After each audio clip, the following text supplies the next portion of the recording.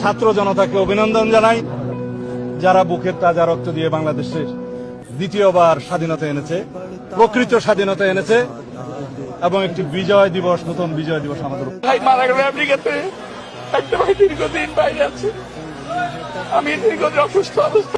School কলেজের মাসুম বাচ্চারা নিজেদের জীবন দিয়ে রক্ত ঝরিয়ে আমাদের কাছে মুক্ত করেছে, গোটা জাতিকে মুক্ত করেছে, যাদের শহীদ আত্মত্যাগের মধ্যে দিয়ে আজকে গোটা জাতি মুক্তি লাভ করেছে এক ভয়ঙ্কর ফ্যাসিবাদ থেকে।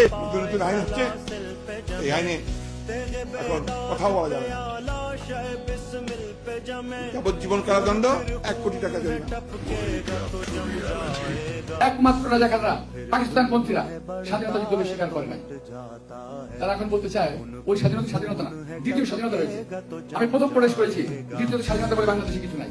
স্বাধীনতা একবারই আসে এবং রক্তক্ষয়ী সংঘর্ষের মাধ্যমে আমরা স্বাধীনতা যুদ্ধ করেছিলাম এবং যুদ্ধ জয়লাভ করেছি।